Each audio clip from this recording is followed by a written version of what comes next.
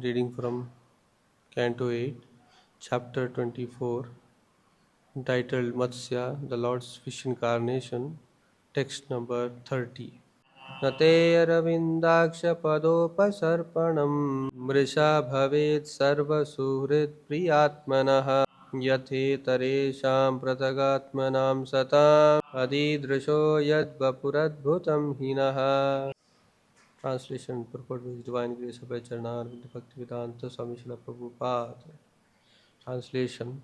O my Lord, possessing eyes like the petals of a lotus, the worship of the demigods who are in the bodily concept of life is fruitless in all respects. But because you are the supreme friend and dearmost super soul of everyone, worship of your lotus feet is never useless. You have therefore manifested your form as a fish. Purport. The demigods like Indra, Chandra, and Surya are ordinary living entities who are differentiated parts and parcel of the Supreme Personality of Godhead. The Lord expands Himself through the living beings, Nityo Nityanam Chetanas Chetananam. His personal Vishnu Tattva forms, which are all spiritual, are called Swamsha, and the living entities who are differentiated parts are called Vibhinnamsha. Some of the Vibhinnamsha forms are spiritual, and some are a combination of matter and spirit. The conditioned souls in the material world are different from their external bodies made of material energy. Thus, the demigods living in the upper planetary systems and the living entities living in the lower planetary system are of same nature. Nonetheless, those living as human beings on this planet are sometimes attracted to worshipping the demigods in the higher planetary systems. Such worship is temporary. As the human beings on this planet have to change their bodies, tatha dehantara praptihi. The living entities known as Indra, Chandra, Varuna, and so on will also have to change their bodies in due course of time. As stated in Bhagavad Gita, Antavattu phalam tesham tad bhavatyalpamedhasam. Men of small intelligence worship the demigods, and their fruits are limited and temporary. Kamaistester hritagnyanaha prapadyante anya devataha. Those who do not know the position of the demigods are inclined to worship the demigods for some material purpose. But the results of such worship are never permanent. Consequently, here it is said, Yate taresham prathag atmanam satam padopasarpanam mrisha bhave. In other words, if one is to worship someone else, he must worship the Supreme Personality of Godhead. Then his worship will never be fruitless. Salpam apiyasya dharmasya trayate mahato bhaya. Even a slight attempt to worship the Supreme Personality of Godhead is a permanent asset. Therefore, as recommended in Śrīmad Bhāgavatam, Tyaktva Swadharmam Charanam Bhujam Hare, one should take to the worship of the lotus feet of Hari, even if this means giving up the so called occupational duty assigned because of the particular body one has accepted. Because worship in terms of the body is temporary, it does not bear any permanent fruit. But worship of the Supreme Personality of Godhead gives immense benefit. Thus, Bhaktivedanta quote. Om Ajnanatimirandasya Jnananjanashalakaya Chakshurunmilitam Yena Tasmai Shri Guruve Namaha Nama Om Vishnu Padaya Krishna Prestaya Bhutale Srimate Bhaktivedanta Swaminiti Namine Namaste Saraswate Deve Gauravani Pracharini Kirvishesha Shunyavadi Bhashya Tireshadarini Jai Sri Krishna Chaitanya Prabhu Nityananda Shri Advaita Gadadhara Shri Vasadi Gaura Bhakta Vrinda. We're discussing about the pastimes of Matsya incarnation of the Lord. As we know, the Dashavatara, the basic Dashavatara, 10 forms of Lord Vishnu. What are all those? It begins with Matsyavatara. Then Kurma, Matsya, Kurma, Varaha, Narsimha, Vamana, Parashurama, Rama, Balarama, Buddha, Kalki. All the 10 incarnations. But actually, these 10 incarnations, not only Lord Vishnu has these 10 incarnations, Lord Vishnu has many incarnations. है ना? Advaitam Achyutam Anadim Anantarupam. It is told. So Anantarupa, Lord Vishnu, Lord Krishna has Anantarupas, unlimited avatars, unlimited incarnations. Time and again, whenever there is destruction of dharma, adharma increases, and all the adharmic people, their population increases. Lord comes, he descends. He descends either in his plenary portion or he comes himself. In his plenary portion, he comes in Vishnu Tattva forms, or sometimes he will empower certain jiva and he will execute his work according using that jiva. So he is called as Shaktavesha Avatara. Shakti Avesha. The jiva, Krishna has given his power. He can manifest through any jiva also. He can work. So Shaktavesha Avatara. And sometimes he Swayam comes. Lord himself comes.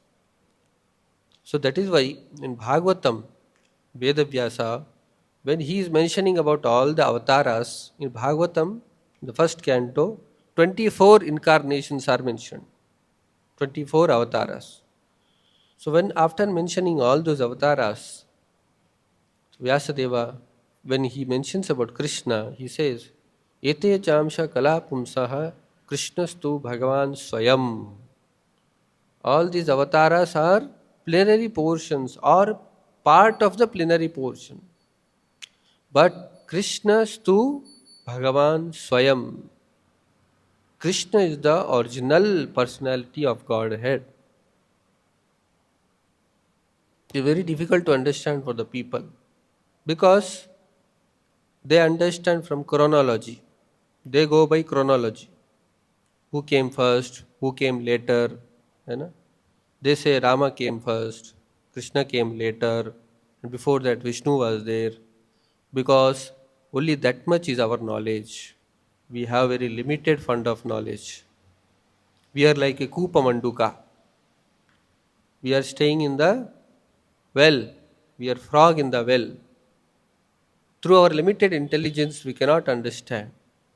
Sometimes, you see, in the jail, the criminals, they'll be seeing the superintendent of police, the police inspector, the jailer regularly.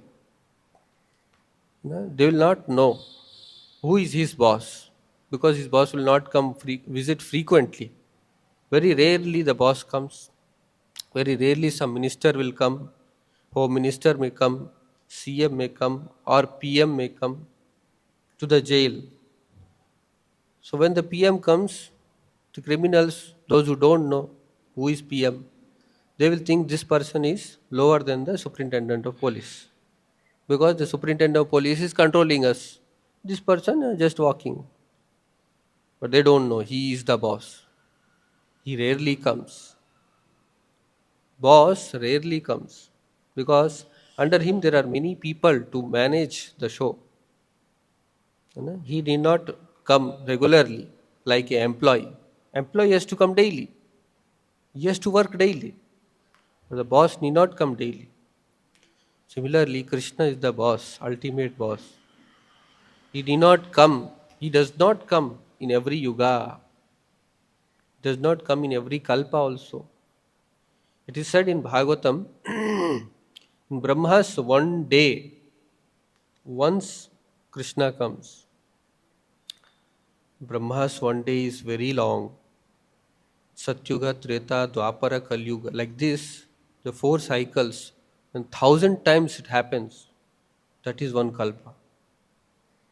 So in that 1,000 cycles, In the 14 Manvantaras are there. In that 14 Manvantara, 7th Manvantara, the 7th Manvantara, 28th Chatur Yuga, Krishna comes. So Krishna comes very rarely. That is why he is misunderstood. But actually he is the boss. That is what Vedavyasa is. Krishnastu Bhagavan Swayam. Krishna is not an incarnation also. All other forms are incarnations of Lord Vishnu. Krishna is the original Vishnu, from whom all the incarnations come, from whom all the Vishnu tattvas come. From Krishna it comes. So many people they'll not understand that when we say Krishna or Rama, they are the Supreme Lord. So they will think Krishna and Rama took birth, no? When Rama took birth, Dasharatha Maharaj's house, palace, so who was God before that? They will use this logic. So when Krishna took birth in Nanda Gokula, he came, he appeared. So before that, who was God? They think that Krishna became God after he appeared. It is not like that. Krishna is forever God, he is eternal, he is Shashvata. Who is the first person who can acknowledge us that who is God? Who is the best person? Best person is Brahma. Because who created this universe? Brahma. We all know Brahma is the creator. Brahma created this universe. Now, he should tell who has come first or who has come second. You cannot tell because you came recently. We came recently. We cannot say the chronology, who has come first, who has come second. But we are seeing only recent time. But before this, many years ago, many kalpas ago, who was God? Who will say? Brahma will say.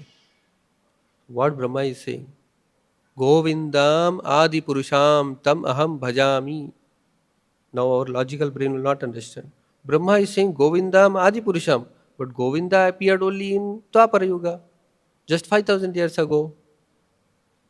That is, we are Kupa Mandukas. We cannot understand. Govinda is existing eternally. He did not just come to Dwapar Yuga. He is existing eternally. He is always there. He is always present. Just like if somebody thinks that the sun daily morning he takes birth and in the night when the sun sets he will die and again he will take birth and then he will, no, sun is fixed in his position. It is not that every day new suns are getting born. It's the same sun. Sometimes it appears in front of us, sometimes it becomes disappear. Same thing. So here Lord has taken the form of a fish. So there are many manvantaras. Manvantara is the period where a Manu is given to rule. Manu is given to rule. There is 71 or 72 Chatur Yugas in one Manvantara. 71 Chatur Yugas. So in the Swayambhuva Manu period, Swayambhuva Manu, the first Manu, after the creation, when the day is over, when the day is completed and night arrives, Brahma goes for sleeping. Brahma goes for rest.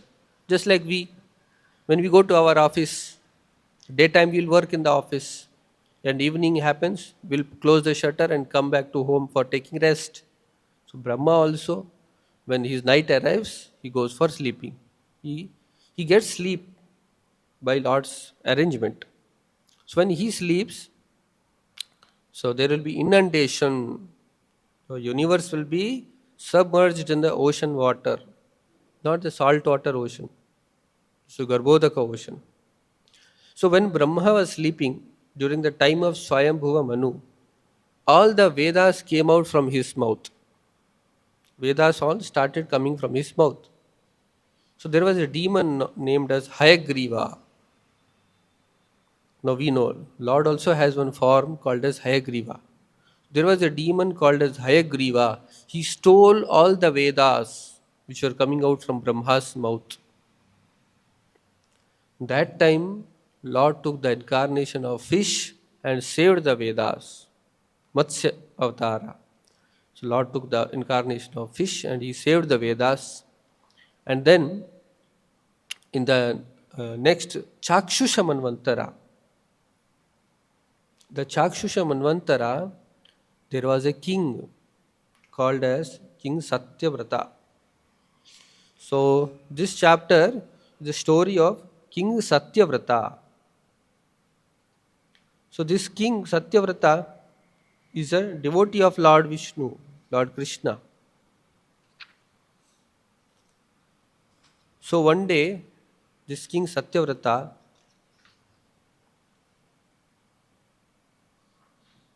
he was performing austerities. He was performing austerities for pleasing Lord Vishnu. So in this austerity, he was not eating anything. He was only drinking water. He was subsisting only by drinking water. And there is a river called as Kritamala. So on the bank of the river Kritamala, King Satyavrata was performing penances and austerities. So when he entered the river for doing offering oblation of water to Lord Vishnu, he took the palmful of water and we offer. So when he took the palmful of water, one small fish came in his palm. So he thought by mistake the fish has come in the palm. So he will again put that fish back to the water and again take one more palm full of water. Again in that the fish comes. So again he will put it back and again he want to take water. Then the fish requests him, my dear King Satyavrata, I am a very small fish. Why are you throwing me in the water? There are a lot of big aquatic animals in the water. They may harm me, they may eat me. I want your protection. The fish will ask for protection from King Satyavrata. And King Satyavrata also, because he is compassionate, he will take the fish to his palace and put the fish in a water jug. And he goes for sleep.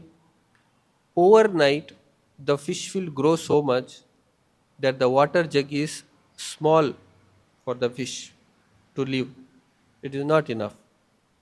So the fish will say to King Satyavrata, "Oh my king, this water jug is not enough for me. Put me into a different, bigger source of water." So the king will remove the fish and put in the well. In some time, in few minutes, the fish will again increase to the size of the well. And the well is also small. Now fish will request the king, put me in the bigger body of water. So King Satyavrata will take the fish and he will put it into the pond. In the pond also, the fish increases its size. And so much increases, the pond is also small for the fish. Again the fish requests, please put me in a bigger body of the water. Seeing this, now at the last, King Satyavrata puts the fish into the ocean.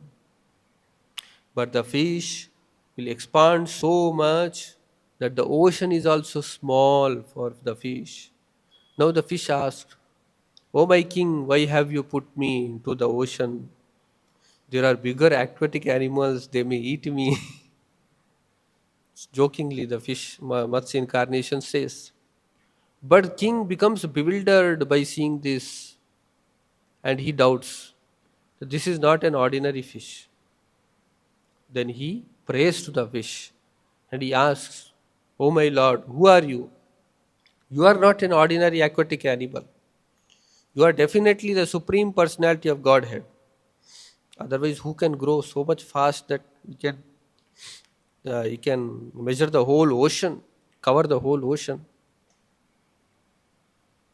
So then, the fish incarnation, Matsya Avatara, he says, "Yes, I am the supreme personality of Godhead." And now Brahma's night is arriving. The Chakshusha Manvantara. Brahma's night is arriving. So during Brahma's night, Brahma will go for sleep, and there will be the whole universe will be inundated by the waters, flood. There will be huge flood. So at that time, what you have to do is, by my arrangement, I will send a boat. You will send a boat, and you, along with the Sapta Rishis, all the great Rishi Munis and sages, collect some herbs and trees and plants, and you should board the boat. And you take the Vasuki Naga, the snake, serpent Vasuki, use it as a rope and tie it to the boat and to my horn. The fish will have a horn. Matsya incarnation will have a horn. So, uh, King Satyavrata will do as told by Supreme Personality of God. As Krishna says, as Lord Vishnu says, he will do. The boat comes, there will be flood actually. The boat comes, he will, along with all the Rishi Munis, saints and sages, he will collect some herbs, shrubs and trees, plants, and he enters the boat.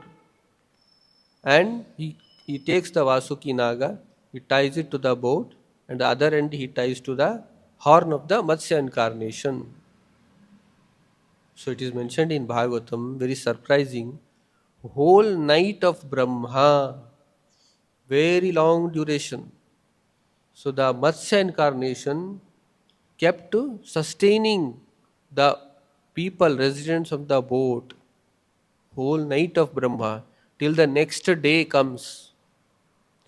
Till Brahma wakes up, the whole night, the water was there, and fish was continuously taking the boat and sustaining all the people.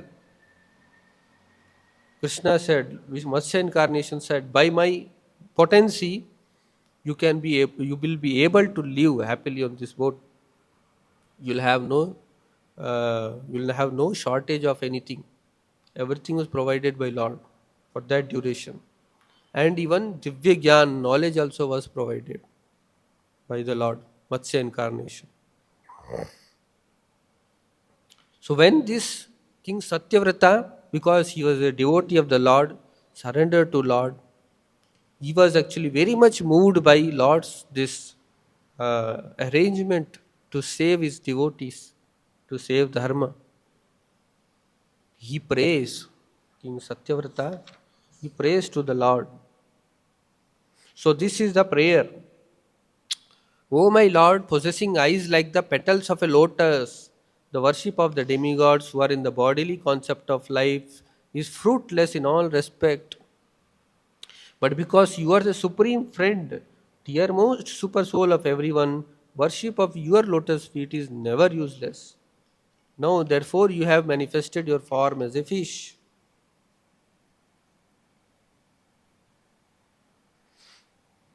So he prays to the fish incarnation.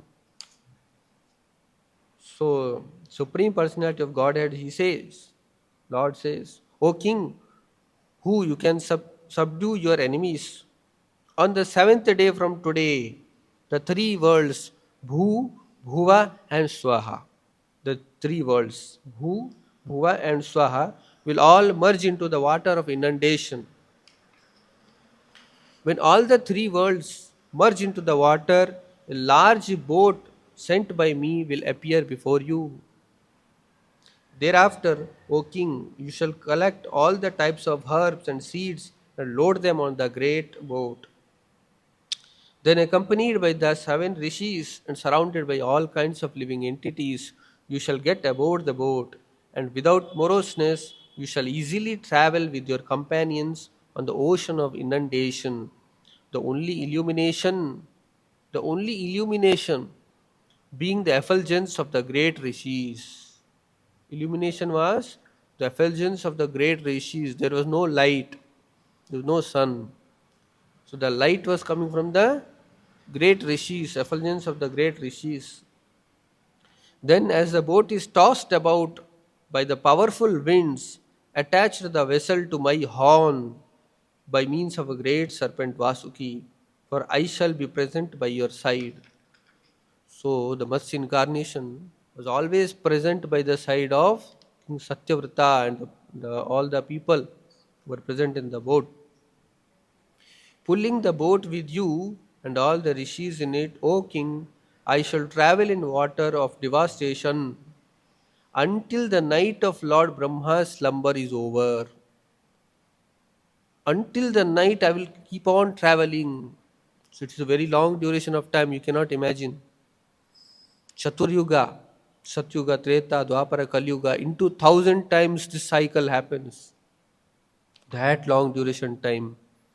So Lord kept on traveling with the King Satyavrata, saved them.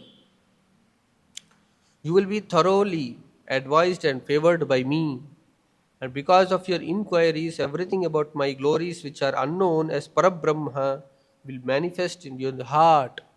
So all knowledge you will get in your heart.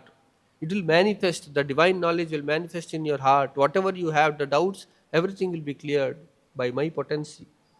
Thus you will know everything about me. You will know everything about me. After thus instructing the king, the Supreme Personality of Godhead immediately disappeared. Then King Satyavrata began to wait for the time. So this happened, and the boat came, and all the saintly Brahmanas, they all meditated on the Supreme Personality of Godhead Keshava. He will be saving all of us from the impending danger, and he will arrange for our well-being. The fish incarnation came. So it's told that the fish incarnation, Lord Matsya, he was golden in color. He is a golden fish. And he had one horn, and it was 8 million miles long. That is mentioned in Bhagavatam. 8 million miles long. That much long fish it was. Very big fish. Huh? So following the instructions given by Supreme Personality of Godhead, the king anchored the boat to the fish horn using the serpent Vasuki as a rope. Then the king said, by the grace of the Lord, those who have lost their self-knowledge since time immemorial, and who because of this ignorance are involved in a material conditional life full of miseries, obtain the chance to meet the Lord's devotee.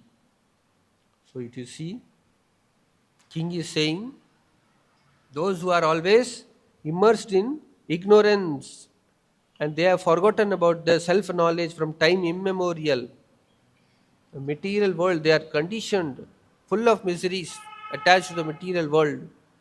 By grace of Krishna only, they will get a chance to meet a devotee, a pure devotee of Lord Krishna.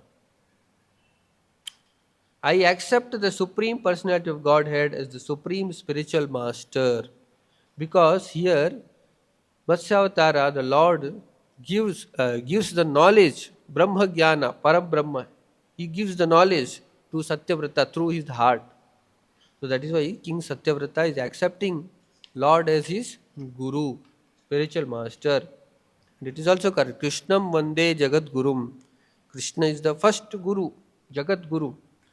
And the spiritual master is his representative as good as Krishna. Sakshat Haritvena. Spiritual master is as good as Krishna because he is the pure devotee of Krishna and acting on behalf of Krishna. So he is the Vishnu Duta. The spiritual master is the Krishna Duta. He is as good as Krishna. So here the king is praying to Matsya incarnation.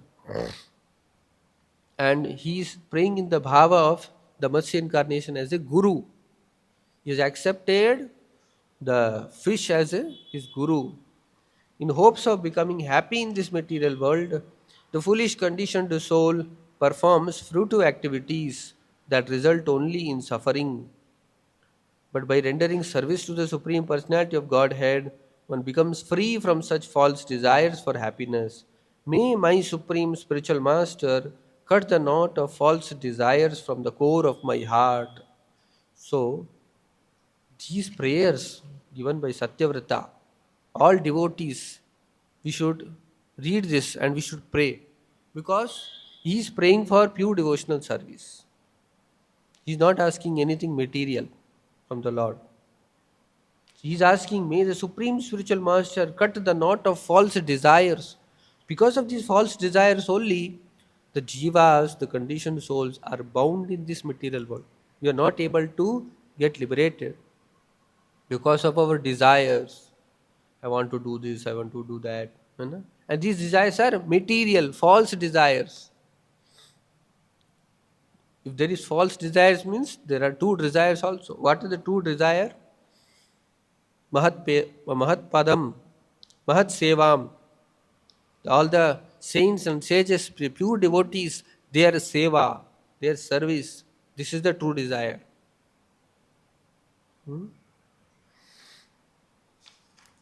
So Satyavrata is praying, one who wants to be free of material entanglement should take to the service of the Supreme Personality of Godhead.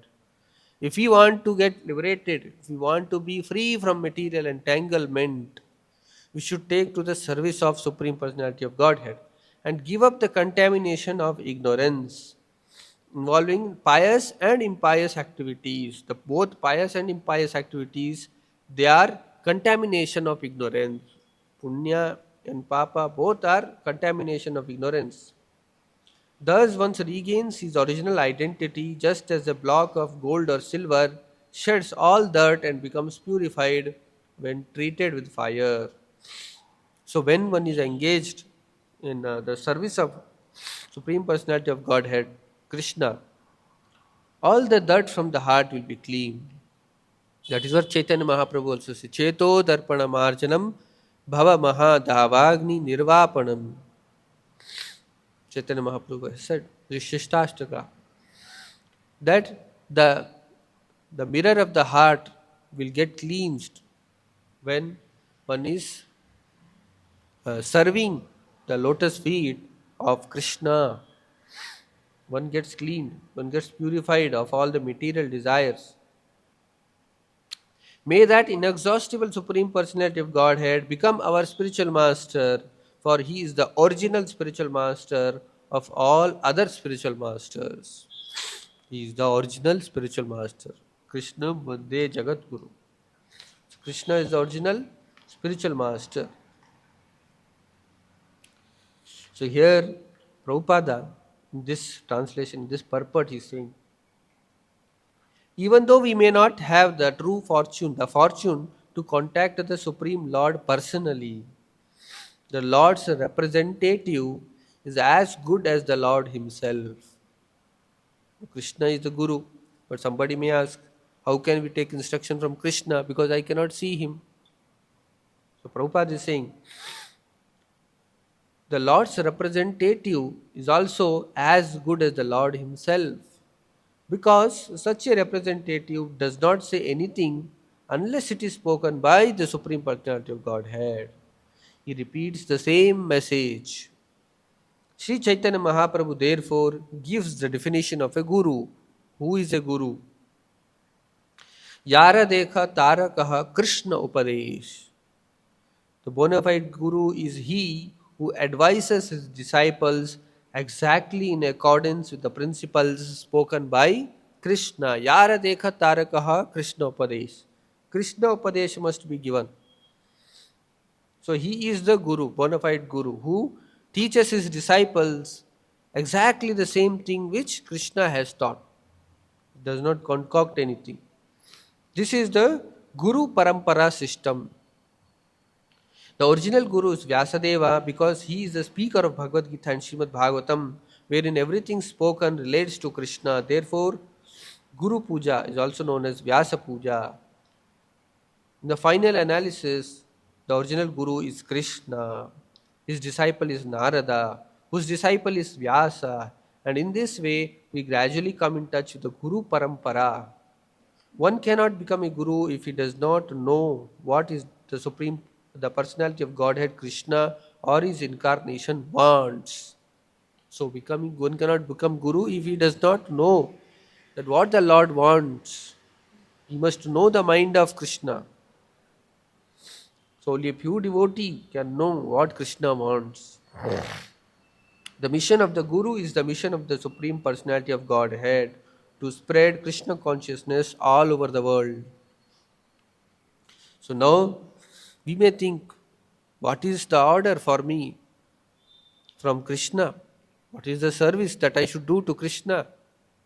So Prabhupada is saying, whatever the Guru wants you to do, whatever the spiritual master wants you to do, that is the order of Krishna. Take it as it is. That is what Prabhupada is saying. Whatever Guru wants us to do, no, the Guru wants us to spread Krishna consciousness all over the world. So take it that Krishna also wants you to do the same thing. Because Guru knows the mind of Krishna. Guru will not act anything against the order of Krishna. So that means Guru is teaching us, the spiritual master is teaching us, he is giving us, he is revealing us what Krishna wants. Krishna wants that we spread this knowledge of the Bhagavad Gita, Śrīmad Bhāgavatam, spread Krishna consciousness all throughout the world. Make many people devotees of Krishna, then he will be very much pleased by you. If you want to please Krishna, you should please his representative spiritual master. And what spiritual master wants? Yara dekha tarakaha Krishna upadesh. You should preach.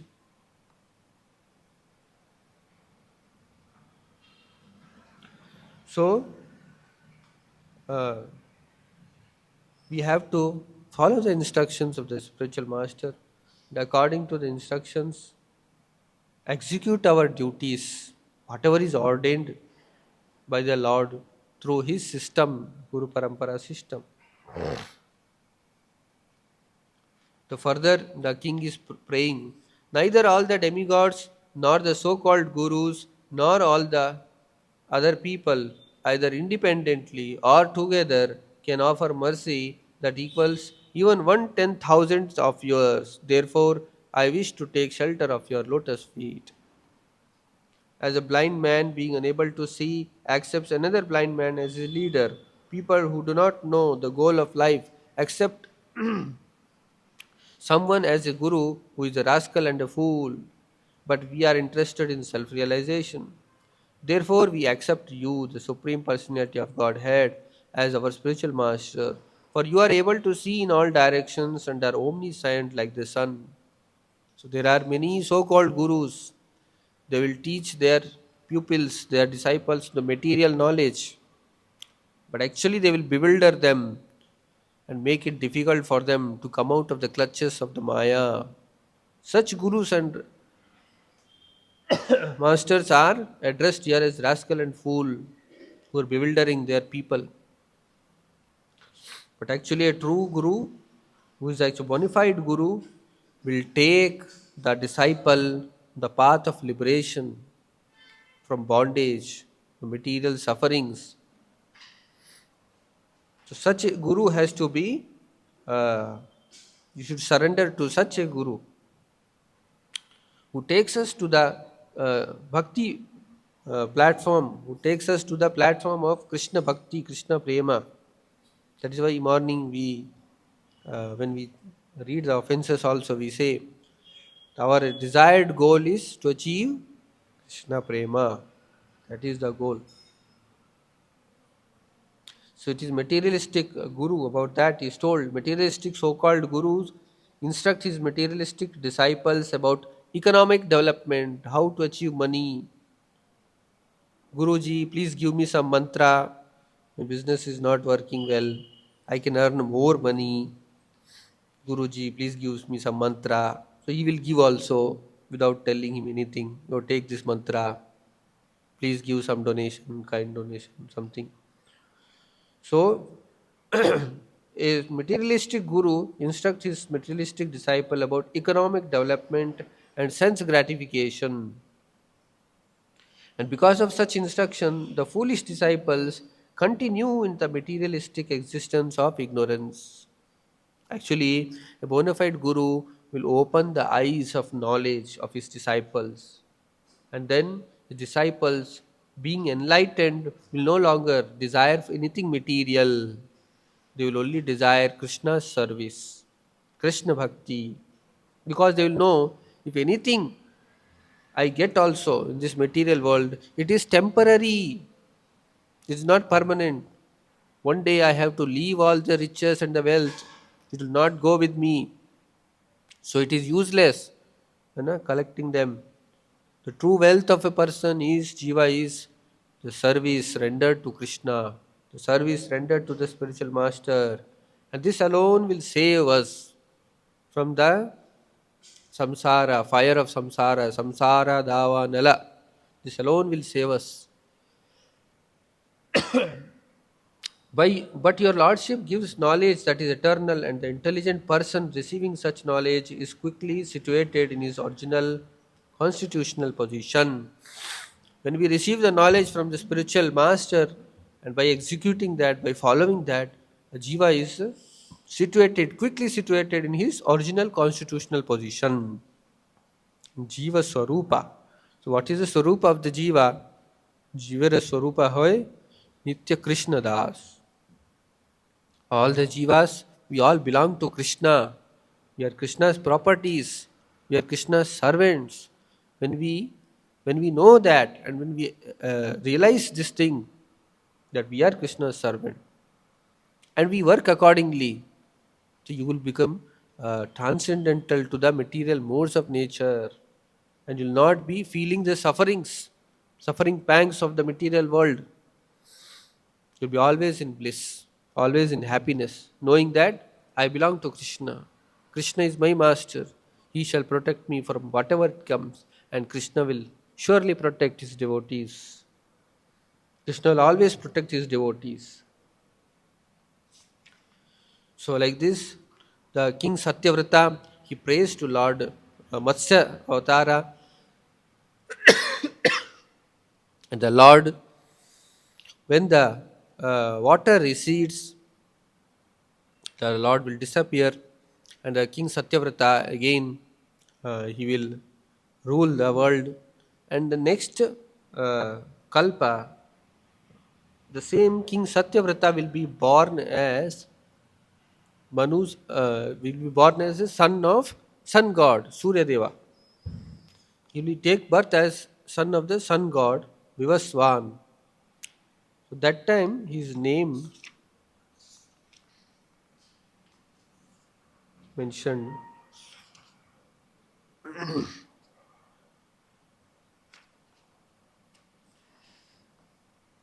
King Satyavrata will take birth as the son of sun god Vivaswan. Thereby he will be known as Vaivasvata Manu, because he is son of Vivaswan. So he is known as Vaivasvata Manu. But his name will be Shraddha Deva. The King Satyavrata only, again in his next janma, next birth, takes as a birth of son of sun god. The name was Shraddha Deva, and he is also called as Vaivasvata Manu, because he is a son of a sun god Vivaswan. And that Vaivasvata Manvantara is current Manvantara which is going on. That's why we, during our Sankalpa, we chant Vaivasvata Manvantare Kalyuge Prathama Pade. So that is our Manu, who is Vaivasvata Manu. In his previous incarnation, he was King Satyavrata, who is devotee of Lord Vishnu, Lord Krishna.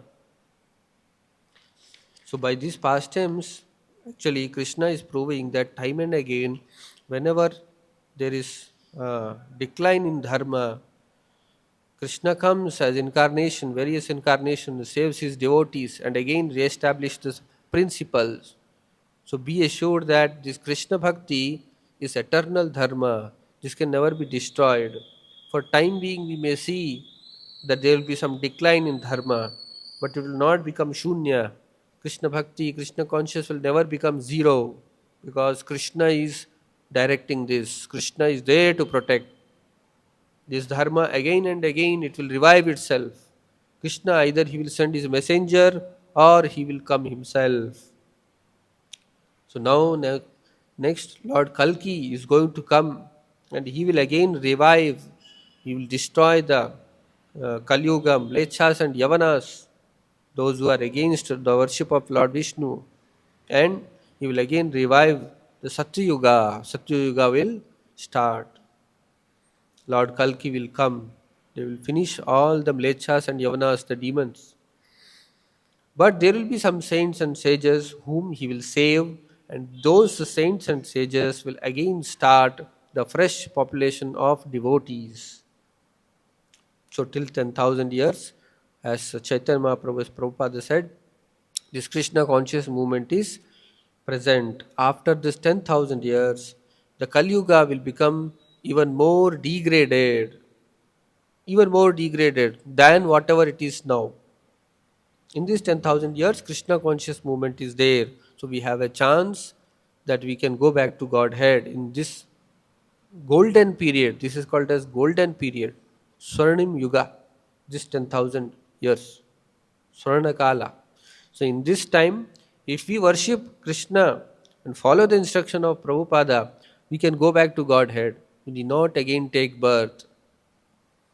Because if we again take birth, the Kali Yuga is going to be very much degraded. Ghora Kali Yuga. The second. So this is called a Prathama Pada. Still there are three more Padas. Dvitiya Pada, Tritiya Pada and Chaturtha Pada. So the Chaturtha Pada of Kali Yuga will be very much severe, very much degraded. And then Lord Kalki will destroy all the demons and Mlechas and Yavanas, and again he will re-establish the principles of Dharma. Time and again this happens. This is not first time happening. Time and again, whenever demons will become the rulers, they will try to finish Sanatana Dharma. They will try to finish the Vaishnava Dharma principles. But no, Lord will again come and re-establish the principles time and again. So this Vaishnava Dharma, Krishna consciousness is eternal. You should know that.